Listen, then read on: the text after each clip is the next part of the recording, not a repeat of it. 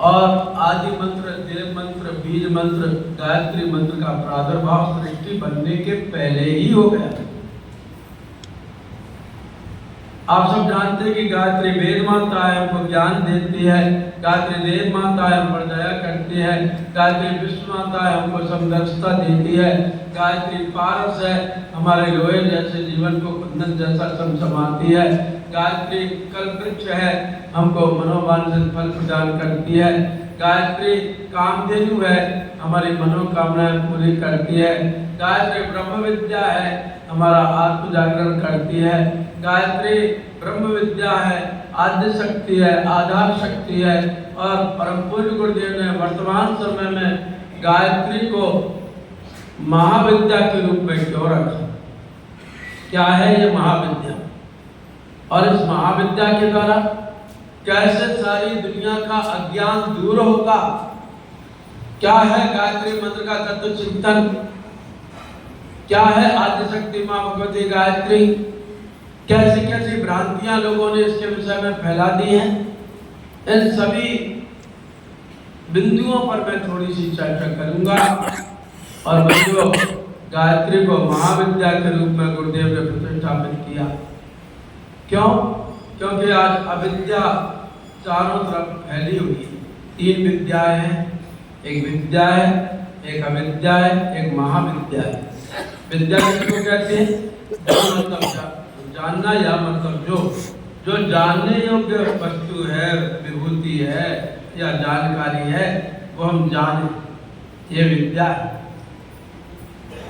लेकिन आज विद्या का स्थान शिक्षा ने ले लिया, जबकि विद्या को क्या कहा गया था? कहा गया था कि सा विद्या या विमुक्ति, वह विद्या है जो हमको अज्ञान के बंधनों से मुक्त कराए। विद्या ददाति विनयम, विनयम ददाति पात्रताम, पात्रताम धर्माप्नोति, धर्मा धर्मा तथा सुखम। सुख और शांति की मूल है विद्या, लेकिन विद्या को हम भूल गए। और महाविद्या किसको कहते हैं? इस जीवन का परम लक्ष्य है परमात्मा की प्राप्ति। और परमात्मा की प्राप्ति स्वार्थी आदमी को नहीं होती। आज तो हर आदमी स्वार्थी बना हुआ है। सुर नर मुनि सब की यह रीति, स्वार्थ लाग करें सब प्रीति। सब स्वार्थ के धागे से, जोड़ी से बंधे हुए हैं। परमात्मा की प्राप्ति तो किसको होती है? परमार्थी को होती है। और परमार्थ हमारे जीवन में है नहीं, तो हम भगवान को जाने कैसे? आज भगवान को कोई जानते ही नहीं है, पहचानते ही नहीं। एक आदमी से मैंने पूछा कि बताओ भगवान निराकार है या साकार? तो कहने लगा, तुम्हें जी कौन सी बात ले बैठे, भगवान ना निराकार है ना साकार है, बल्कि बेकार है। आप आज के जमाने में भगवान की बात करते हो? भगवान की बात मत करो, नहीं तो तुमको भगवान की बात नहीं करोगे तो सेकुलर माना जाएगा, नहीं तो संप्रदायवादी मान लिया जाएगा। कोई भी भगवान की बात, आज तक मुझसे किसी ने नहीं पूछा कि आपने 108 रामायण के पाठ कैसे किए, आपको रामायण को इकट्ठा कैसे, 200 गीता के श्लोक कैसे याद है, आपने प्रज्ञा प्राण की कितनी कथाएं की, गायत्री महाविज्ञान कितनी बार पढ़ा, आपने जो है कितने देशों की यात्रा की, कितने यज्ञों का संचालन किया, कितना शिविर के संचालन किए, कोई भी कितना जप किया, कितना अनुष्ठान किया, कोई भी नहीं पूछता। ना पूछता कोई हमसे कि आपकी उल्फते अल्लाह कितनी है। सब पूछते हैं हमसे यही कि आपकी तनख्वाह कितनी है। सब पैसे की बात करते हैं, भगवान की बात कोई नहीं करता। और कोई भगवान की बात करेगा तो संप्रदायवादी बन जाओगे। लिखा है रपट लोगों ने जाके थाने में, लिखा है रपट रिपोर्ट, लिखा है रपट लोगों ने जाके थाने में कि दुबे जी नाम लेते हैं खुदा का। इस जमाने में, इस जमाने में भगवान की बात करते हो आप। आज भी बड़ा आश्चर्य है कि आज वास्तव में हम महाविद्या अर्थात भगवान की पराविद्या अर्थात ब्रह्म विद्या को अर्थात परमार्थ को भूल गए और इन दोनों के सामने पर्दा लगा है अविद्या का। अविद्या किसे कहते हैं? जो विद्या और महाविद्या के सामने पर्दा लगा दे। मान लो आप एक पर्दा डोरी खींच करके नीचे गिरा दें तो मैं बैठा हूँ फिर भी आपको दिखाई नहीं दूंगा। इसी प्रकार अविद्या ने आज सत्य पर, धर्म पर, न्याय पर, ज्ञान पर, परोपकार पर, सेवा पर पर्दा लगा करके रखा है। और अविद्या अकेली नहीं आती, अविद्या अपने 3 बेटों के साथ में आई है। अविद्या के बेटे हैं अज्ञान, अभाव, अन्याय। और अज्ञान, अभाव, अन्याय, इन तीनों ने आज सारे मानव समाज को इस प्रकार से दबोच करके रखा है। बंधुओं, आज हम कहाँ जी रहे हैं, क्या करना है? आज अविद्या के बंधनों को काटना होगा, क्योंकि आज अज्ञान फैला है। और एक प्रकार का अज्ञान हो तो कहूँ, आज देखो तो धार्मिक अज्ञान से बात शुरू कर दूं मैं। धार्मिक अज्ञान कितना फैला है। आज धर्म के नाम पर लोग भीरू बन गए। इन साधु महात्माओं को, संतों को हमारे मंत्रों का, वेदों का, उपनिषदों का, रामायण का, गीता का प्रचार प्रसार करना चाहिए था। लेकिन बहाने तो ये रामायण के करते हैं, बहाने तो ये भागवत के लगाते हैं, लेकिन कथा इनकी ही होती है। कोई भी नहीं कहता कि भागवत की कथा हो रही, राम फलाने की कथा हो रही, फलाने की कथा हो रही, फलाने की कथा हो रही, फलाने का दरबार लग रहा। बस यही सारी बातें होती हैं और हम भगवान को भूलते हुए चले जा रहे हैं। और चलो इतनी बात होती, ठीक है आप कथा कर लो, लेकिन बहकाने वाली बात ऐसे ऐसे बहकाते हैं कि मैं आपको क्या बताऊं। एक प्रदीप मिश्रा नाम के शिव पुराण के वाचक हैं। अब वो मैंने इतनी कथाएं उनकी सुन ली कि शिव पुराण में एक भी श्लोक तो बोलते नहीं है वो, कि एक आध दिन में बोलते हैं, श्लोक कुछ होता नहीं है। और भटकाएंगे इतना कि एक बार वो हमसे पूछने लगे, यहाँ बैतूल में उनका प्रवचन हो रहा था, कथा हो रही थी, और मेरी छिंदवाड़ा में 108 कुंडी यज्ञ था उन्हीं दिनों में। छिंदवाड़ा के लोग आए हमारे उसमें अभ्यास में, तो उन्होंने पूछा, गायत्री परिवार वालों जरा ये तो बताओ कि तुम बहुत बोलते हो कि युग सुधरेगा, युग सुधरेगा, हम बदलेंगे, युग बदलेगा, कब बदलोगे, कब सुधरोगे, तारीख तो बताओ। उन्होंने पूछा तो मैंने उन्हीं की फेसबुक पर उनको उत्तर भेजा कि श्रीमान आपको दिख नहीं रहा है कि युग बदला कि नहीं बदला, अकल के अंधे हो। अरे इतने लोग पीले कपड़े धारी आदमी इस बरसात के मौसम में बैठ करके माला जप रहे हैं, 30 माला रोज, क्या युग नहीं बदला? ये माताएं, बहनें, भाई पीले कपड़े पहन करके ट्रेन में दिखाई देते हैं, बसों में दिखाई देते हैं, और जो कारों में दिखाई देते हैं, क्या युग नहीं बदला? अभी करोड़ों कुंडी यज्ञ प्रतिदिन हमारे देश में हो जाता है, कभी इस घर में, कभी उस घर में, कभी इस कॉलोनी में, कभी उस कॉलोनी में। युग नहीं बदला क्या? हजारों आदमियों ने शराब छोड़ दी, हजारों आदमियों ने नशा छोड़ दिया, लाखों आदमियों के आदर्श विवाह हो गए, लाखों आदमियों ने यज्ञोपवीत पहन लिया, लाखों आदमी शिखा बंधन करके चल रहे हैं, लाखों आदमी पीठ वस्त्रों में दिखाई दे रहे हैं। जो माताओं बहनों को बोलना नहीं आता था, वो मंच पर बैठ करके दीप यज्ञ संचालन करा रही हैं, डबली बजा रही हैं। जो भाई कभी बोल नहीं सकते थे, वो मंचों पर आकर के अच्छा भाषण दे रहे हैं, संस्कार परंपरा को खड़ा कर दिया, अज्ञान को मिटाने के लिए गायत्री मंत्र की धूम मचा ली, यज्ञों की धूम मचा ली। और तुम महाकाल से पूछते हो कि युग कब बदलेगा, तारीख बताओ, तुमको दिखाई नहीं दे रहा है, लेकिन युग तो बदलता चला जा रहा है। अगर नहीं बदला होता तो इतने आदमी 9 दिवसीय साधना सत्र में नहीं बैठे होते। और केवल आपको ही नहीं बल्कि हजारों आदमी हर 9 दिवसीय सत्र में आता है। इसलिए शास्त्रार्थ करना तो मुझसे करो, रामायण से ऊपर तो बाद में जाना, पहले रामायण से करना हो, गीता से करना हो, महाविज्ञान से करना हो, प्रज्ञा पुराण से करना हो, शिव पुराण से करना हो, हरवंश पुराण से करना हो, विष्णु पुराण से करना हो, सूर्य पुराण से करना हो, गणेश पुराण से करना हो, जो है ब्रह्मवट पुराण से करना हो, कृष्ण पुराण से करना हो, शास्त्रार्थ करो, तब हम जवाब देंगे। लेकिन ये इस प्रकार से जनता को बरगलाओ मत। कई लोग तो कहते हैं कि गायत्री मंत्र को बर्बाद कर दिया, और डोरबेल में गायत्री मंत्र, फोन में गायत्री मंत्र, बस में गायत्री मंत्र बोलते हैं, ट्रेन में गायत्री मंत्र बोलते हैं। तो गाली तो नहीं देते हम किसी को, गायत्री मंत्र तो बोलते हैं। तो गायत्री मंत्र तो सद्बुद्धि का मंत्र है। बंधुओं आज पता नहीं कैसा कैसा धार्मिक अज्ञान फैला है। ऐसे ऐसी कथाएं रहती कि एक चोर था, वो चोरी करने गया और वो चोरी करने गया, रात भर घूमा, रात भर देखा, वो कहीं चोरी नहीं कर पाया। तो शंकर जी के मंदिर में निराश होकर के बैठ गया, थका था, उसको जुमाई आई, तो जुमाई आई तो ऊंचा सर किया तो देखा कि आहा शंकर जी के ऊपर तांबे का कलशा टंगा हुआ है। चलो यही चुरा लूं तो कम से कम बीड़ी सिगरेट के पैसे तो मिल ही जाएंगे। तो वो देखा कि कैसे उतारूं, तो इधर उधर देखा, स्टूल कुर्सी कहीं था नहीं, कैसे क्या करूं। तो शिवलिंग था, बड़ा बढ़िया भारी पुराना मंदिर था, तो शिवलिंग था, तो कुछ नहीं मिल रहा है तो शिव जी पर ही चढ़ जाऊं। तो वो चोर शंकर जी पर चढ़ करके कलशा उतारने लगा, और जैसे ही कलशा उतारने लगा वैसे भगवान शंकर प्रकट हो गए, भक्त भरमान, और वो डर गया कि एसपी कहां से आ गया, थानेदार कहां से आ गया, ये कौन है। तुमसे डरते डरते पूछा कि आप कौन, आप कहां से आ गए। कहा मैं शंकर जी हूँ, तुझे वरदान देने के लिए आया हूँ। क्यों, मैं तो चोरी कर रहा था, आप वरदान क्यों दे रहे हो। कहा चोरी नहीं, तू तो मेरा सबसे बड़ा भक्त है। कहा कैसे भक्त हूँ, कोई मेरे ऊपर जल चढ़ाता है, कोई गंगा जल चढ़ाता है, कोई सुपारी चढ़ाता है, कोई बेलपाती चढ़ाता है, कोई फूल चढ़ाता है, कोई पंचामृत चढ़ाता है, कोई मेरे ऊपर नारियल चढ़ाता है, और तू तो इतना बड़ा भक्त है कि पूरा का पूरा मेरे ऊपर चढ़ गया। भगवान अब चाहे कैसे भी करो, बस इस प्रकार से लोगों को उलझा करके रखा है कि मैं कह नहीं सकता।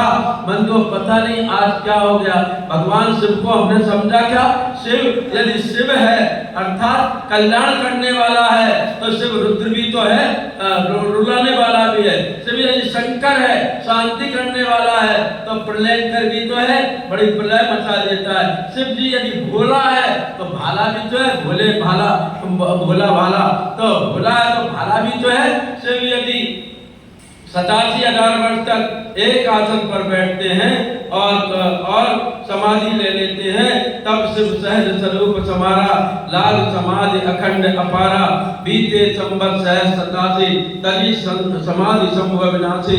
जब भगवान शंकर की समाधि खुलती है और उनका तीसरा नेत्र खुलता है और जब वो तांडव करने लगते हैं तो आंधियां उठ खड़ी होती हैं, तूफान मचलने लगता है, आकाश फटने लगता है, समुद्र खोलने लगता है, नदियां उबलने लगती हैं, धरती डोलने लगती है, पहाड़ टूटने लगते हैं। अखर्व सर्व मंगला कला कदम्ब मज्जरी प्रथम प्रवाह माधुरी विडंबना मधुप्रता सुरक्षितम पुरक्षितम अगच्छितम मकच्छितम तमत्र कच्छदम तमत्र कच्छदम भजे। अर्थात भगवान शिव को हमने शिव ही समझा, रुद्र नहीं समझा। पता नहीं भगवान शिव भी क्या सोचते होंगे। बंधु आज ये लोग केवल बहकाने में फुसलाने में लगे, पूरे के पूरे जो कथा पंडाल डांस पंडाल बन जाते, राधे और वैसे लोग उनके खड़े हो जाते, वो उसमें देखा, वो देखो कैसा नाच रहा है, वो कैसी नाच रही है, और पूरा का पूरा ज्ञान रखा रह जाता है। बंधुओं इसको भक्ति कहते हैं। भक्ति थी गोस्वामी तुलसीदास जी की, भक्ति थी मीराबाई की, भक्ति थी सूरदास की, भक्ति थी कबीरदास जी की, भक्ति थी गुरु नानक देव की, भक्ति थी गुरु गोविंद सिंह की, भक्ति थी मैं क्या किन किन लोगों के नाम लूं। ये सारे लोगों ने भक्ति की थी और भक्ति का जागरण सारे देश में हो गया था।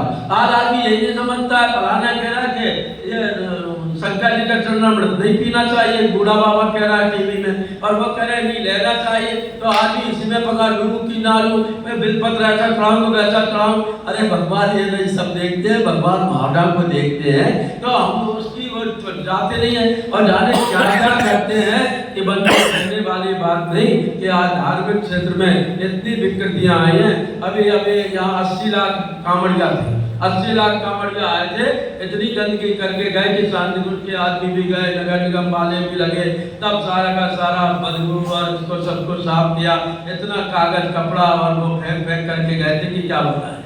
और वो भोले भोले भोले भोले भोले बस इसके सिवा और ऐसे ऐसे गाने चलाते थे ऐसे फिल्मी तर्जों पर कि लोग उनको गुनगुनाए तो वो वाला फिल्मी गीत याद आए।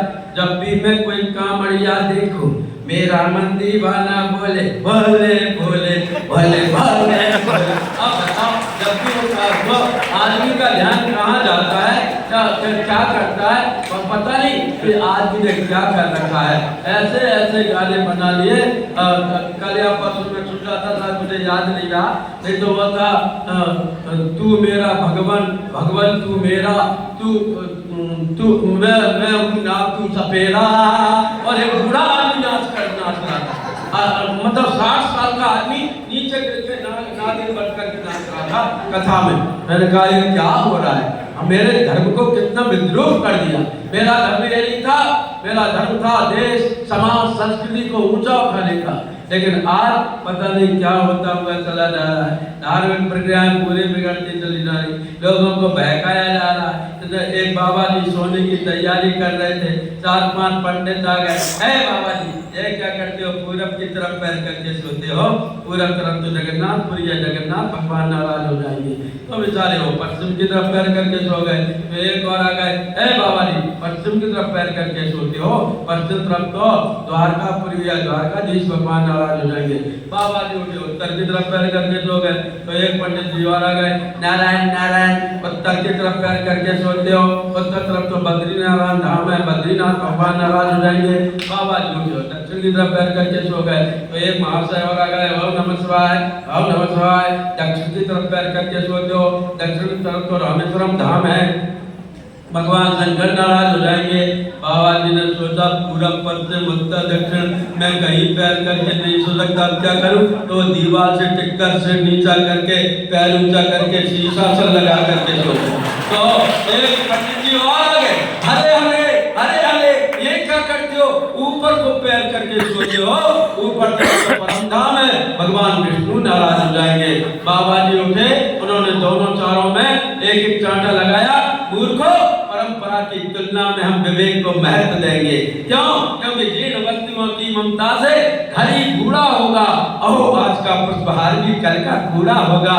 लेकिन आदमी आज पता नहीं किन किन गफलतों में खोया हुआ है। इस प्रकार से हमारा धर्म पूरी तरह से विकृति की ओर जा रहा है। धर्म नहीं वेदों की रचना, धर्म नहीं वर्गों की कारा, धर्म नहीं प्रधान रंगीले, धर्म चेतना धारा, अर्थात जिस दिन हम इस चेतन धारा से जुड़ जाएंगे धर्म को समझ लेंगे। तो एक रोना हो तो रोन, मैं धर्म की बात करूं या राजनीतिज्ञों की बात करूं, भारत माता का आंचल ये नेता लोग खींच रहे हैं, भारत माता की बेइज्जती ये नेता लोग कर रहे हैं। भारत माता की हत्या हो गई और भारत माता के हत्यारे हो, कहने में ही शर्म नहीं आती है कि क्या बात बोल रहे हैं, क्या नहीं बोल रहे हैं, क्या हो रहा है। इस तरह की बातें करते कि क्या बताऊं, इन नेताओं ने वोट की रोटियां सेकी है। ये जातिवाद, क्षेत्रवाद, प्रांतवाद, कितने वोट ब्राह्मणों के हैं, कितने घर में छिपे हुए गद्दार होते ये लोग जो मेरे भारत में रहकर भारत को ही नीचा दिखाने की कोशिश कर रहे हैं। बंधु आज पता नहीं भारत माता कितने आंसू ढाल करके रो रही होगी। हम अपनी आजादी को हर के मिटा सकते हैं नहीं, सर कटा सकते हैं लेकिन सर झुका सकते नहीं। दिल हमारा जज्बा है, गैरत को खो सकता नहीं, आगे किसी के झुक जाए हम ऐसा हो सकता नहीं। बंधुओं आज हमारे देश में वह आत्म स्वाभिमान वह गौरव दोबारा से लाना पड़ेगा और राजनीतिज्ञों को शिक्षा देनी होगी, क्योंकि ये लोग आज देश को रसातल की ओर ले जा रहे हैं। मैं वैज्ञानिकों की बात करूं, जिन वैज्ञानिकों को ये सोचना चाहिए था कि समुद्र का खारा पानी मीठा कैसे बने जिससे कि सारे संसार की इसकी समस्या जल की समस्या दूर हो जाए, वो आज क्या कर रहा है, वो वैज्ञानिक आज सारी दुनिया को बारूद के ढेर पर बिठाया हुआ है। चित्रकार गंदे चित्र लिख रहा है, बना रहा है, साहित्यकार गंदा साहित्य लिख रहा है। चारों तरफ अविद्या का अज्ञान का साम्राज्य है। इस अज्ञान अभाव को मिटाने के लिए आज क्या करना होगा, आज गायत्री रूपी मंत्र रूपी 24 आरों का सुदर्शन चक्र घुमाना होगा। आज आदिशक्ति मां भगवती गायत्री को जन जन की युग शक्ति गायत्री बनाना होगा। उसके बिना समस्याओं का समाधान नहीं हो सकता, क्योंकि गायत्री को जानना आवश्यक है। क्या है गायत्री? इन सारी समस्याओं का समाधान गायत्री के द्वारा कैसे होगा? क्या कहते हैं प्राण को, त्रि कहते हैं त्राण को। जो देवी हमारे प्राणों को त्राण दिलाए। त्राण का मतलब मर जाना है क्या? नहीं, त्राण का मतलब है छुटकारा। कैसे छुटकारा? जैसे कोई ये जो होता है आपका ये गाय का बछड़ा, और वो गाय का बछड़ा यदि खूंटे से बंधा हुआ हो और दैवयोग से उसकी ये रस्सी खुल जाए तो क्या होता है? वो पूंछ उठा करके आंगन में आनंदित होकर के उछलता कूदता है। इसको त्राण कहते हैं। आज हमारा मन रूपी गाय का बछड़ा कितने खूंटों, कितनी रस्सियों से बंधा है। काम, क्रोध, लोभ, मोह, द्वेष, दंभ, भय, ईर्ष्या, असूया, चिंता, कष्ट, कठिनाई, बीमारियां, परेशानियां, जाने कितने खूंटों और रस्सी से हमारा मन बंधा है। इसके जो त्राण दिला दे वो दैवी चेतना का नाम गायत्री है, जो आपको प्राणवान बना दे। मैं ये तो नहीं कहता कि आप लोग और मैं निष्प्राण हैं, लेकिन हम प्राणहीन जरूर हो गए। क्यों? क्योंकि प्राणों में हीनता बढ़ गई, प्राणों में महानता नहीं है। आज हमारी हीनता है। पहले प्राणवान होते थे। राणा प्रताप ने कह दिया था कि मैं घास की रोटी खाना मंजूर करूंगा, तुम्हारे सामने सिर नहीं झुकाऊंगा। राणा सांगा ने कह दिया था 80 घाव शरीर पर हो गए थे, लेकिन कह दिया था बाबर तू मेरे रहते हुए बाबरी मस्जिद नहीं बना सकता। और बंधुओं, राणा प्रताप ने कितना गजब कर दिया था। छत्रसाल मंडेला की बात कहूँ या शिवाजी की बात कहूँ या स्वतंत्रता संग्राम जिसने शुरू किया था रानी लक्ष्मीबाई ने 1857 में ही हमारा शुरू हो गया था। उस समय अगर गद्दारों ने हमारा साथ दिया होता, यदि ये राजपूत और राजा लोग यदि खड़े हो गए होते तो बंधुओं आज हम जब ही स्वतंत्र हो गए होते। लेकिन हमको और गुलामी सहना पड़ी 90 वर्ष तक। क्यों? क्योंकि उसका साथ देने के लिए कोई खड़ा नहीं हुआ। रंग दे बसंती को लामाए, रंग दे बसंती। कहने का मतलब यह है कि भगत सिंह जब फांसी के फंदे पर पहुंचे और उनसे कहा कि तुझे कुछ अंतिम बात कहना है? हाँ, अगर मेरे सामने मेरी माँ रही होती तो मुझे मरने में सुकून होता। और अमृतसर के पास के गांव से उनकी माँ को बुलाया गया। माँ आई तो भगत सिंह को देख करके रोने लगी। भगत सिंह ने कहा माँ तू भगत सिंह की माँ होकर के रोती है? मुंह से मरोड़ते हुए कहा। तो भगत सिंह की मूंछ से बड़ी मूंछ उसकी माँ की निकली और कहा बेटे मैं इसलिए नहीं रो रही हूँ कि तुझे फांसी के फंदे पर झुलाया जा रहा है, बल्कि मैं इसलिए रो रही हूँ कि मेरे एक और भगत सिंह पैदा क्यों नहीं हुआ जो उसको भी मैं फांसी के फंदे पर झूलती हुई देखती। जो हमारे यहाँ प्राण शक्ति इसको कहते हैं, गायत्री इसको कहते हैं, प्राण चेतना ये होती है। लेकिन आज हमारे अंदर निष्प्राण हो गए, हम दब्बू हो गए, डरने लगे, थोड़ी थोड़ी बातों में हम भयभीत होने लगे। वो हमको रोंद करके चले जाते हैं और हमारी यात्राओं पर पत्थर बरसाते हैं। हमारे यहाँ सबको मार डालने के लिए कल संकल्प हो जाते हैं, तरह तरह के हथियारों का प्रयोग करते हैं और हम हाथ से तो बात छोड़ो मुंह से भी सही बात कहने के लिए तैयार नहीं होते।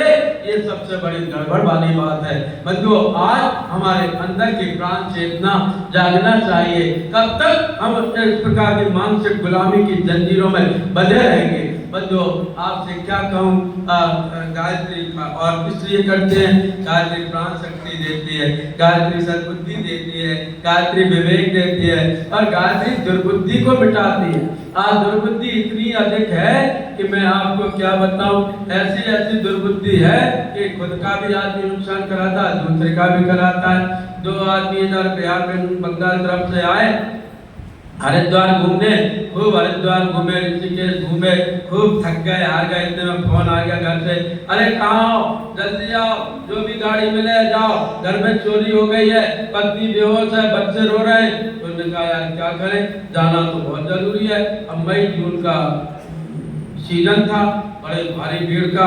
तो गए हरिद्वार स्टेशन पर और जनरल डिब्बे का टिकट ले लिया और जनरल डिब्बे में गए तो मई जून में पैर रखने की भी गुंजाइश नहीं। अब क्या करें, जाना जरूरी है। तो एक आदमी बड़ा चालाक था, उसने कहा मैं जगह बनाता हूँ। तो वो गया एक खिलौनों के ठेले वाले के पास में, खिलौने वाले जिस पर प्लास्टिक का सांप है, हाँ है, कितने रुपए का? 20 रुपए का। तो 20 रुपए का उसने काला प्लास्टिक का सांप लिया और जनरल डिब्बे की बीच की खिड़की में जाकर सांप को सांप सांप सांप कूद पकड़ करके कहा। सारे यात्री कूद पड़े क्योंकि अब्बा जल्दी डिब्बा खाली हो गया। उन्होंने कहा बाप बाप बाप, अब जो जहाँ बैठेगा बैठता रहेगा, अपन को तो जगह मिल गई। ऊपर की बर्थ पर 2 बर्थ पर दोनों चद्दर तान करके सो गए। हारे थके थे, नींद लग गई, खर्राटे भरने लगे। अब सुबह हुआ तो आवाज आई यहाँ से जो ट्रेन डाउन चलती है 10 बजे रात में हावड़ा दूध, उसका एक हिस्सा है जनरल डिब्बे का। तो हावड़ा दूध में वो बैठे और लेट गए, सो गए। सुबह आवाज आई चाय चाय चाय चाय। उन्होंने कहा कौन सा स्टेशन है? मुरादाबाद आ गया कि बरेली आ गया कि लखनऊ आ गया कि मुगलसराय है कि गया है कि पटना आने वाला है, कौन सा है? तो उसने कुली को बुलाया, कुली ये कौन सी स्टेशन है? तो कुली ने 10 तो गालियां दी। बेवकूफ हो, नालायक हो, पागल हो, बुद्धू हो, मुंह रखो, क्यों गाली क्यों देते हो? ये कौन सी स्टेशन पूछ रहे हैं? अरे पगलो ये हरिद्वार है। तो हम तो हरिद्वार रात में हावड़ा दूध में 10 बजे बैठे थे। अरे बैठे थे, तुमको पता नहीं है? तुम्हारी तो नींद लगी थी, एक डिब्बे में सांप निकल आया था। पुलिस वालों ने बहुत ढूंढा, नहीं मिला, तो रेल वालों ने डिब्बा काट दिया, रेलगाड़ी तो रात में ही हावड़ा चली गई। तो बच्चों नुकसान कराया और इतने हजारों यात्रियों का भी 70 यात्रियों का भी नुकसान करा दिया। ये क्या है? ये दुर्बुद्धि है। और ये दुर्बुद्धि जब मनुष्य के ऊपर आती है तो भाई भगवान का काम नहीं कर पाता। ऐसी टिकड़ों में, ऐसी उधेड़ में लगा रहता है, गोरख धंधों में लगा रहता है। इसलिए क्या किया जाए बंधुओं, हम सद्बुद्धि की ओर चले। गायत्री, मुझे उधर भी जाना है कि गायत्री जो है वो मंत्र है या माता है? बड़े दुविधा में पढ़ते। तो सबसे पहले लोग मैं यही बता देता हूँ कि गायत्री माता है। आप कहेंगे हम तो गायत्री मंत्र जपते हैं, तो माता के बिना सृष्टि की उत्पत्ति कैसे हो सकती है? जब वेदों में ऋचा परम पुरुष गुरुदेव ने पढ़ी कि ओम विष्णु मया वरदा वेद माता प्रचोदयन्तम पावमानि द्विजानाम आयु प्राणम पुराण पशु कीर्तिम निर्मलम ब्रह्मणम मह्यम दत्त्वा ब्रह्मलोकम। तो वेद माता जैसे इतना तो वेदों के माता की कल्पना की कि कैसी कल्पना हो सकती है? पुस्तक, पुष्प, कमंडल, माला, शुभ्र, वर्णतल, नयन, विशाला, हंसा, रूढ़, सितंबर, धारी, कर्ण, कांत, सुधि, गगन, बिहारी, भूर, भुवस्व, ओम युत जननी, गायत्री नित कलिमल, दहरी, अष्ट सिद्धि नव निधि की दाता, सब समर्थ गायत्री। माता के बिना सृष्टि की संभावनाएं, उत्पादन की संभावनाएं होती नहीं है। इसलिए गायत्री माता वेद माता बनी। और क्यों बनी? मूर्ति क्यों बनाई? भारत भर में मूर्तियां क्यों हैं? क्यों इतने मंदिर बने हैं? क्यों इतने मठ मंदिर बने हैं? क्योंकि बिना मूर्ति के लोगों के अंदर श्रद्धा जागृत होती नहीं है। और हमारे अब तो गली गली में MA PA DA DLED MBA BBA LLB MSc MCom MA है। अब तो पढ़े लिखे लोग हैं, लेकिन 50 साल पहले अधिकतर लोग अंगूठा छाप होते थे। और अंगूठा छाप आदमी मंत्र तंत्र कैसे पढ़े? रामायण तो पढ़ना आता नहीं है, इतने कठिन कठिन वैदिक रचनाएं कैसे पढ़े?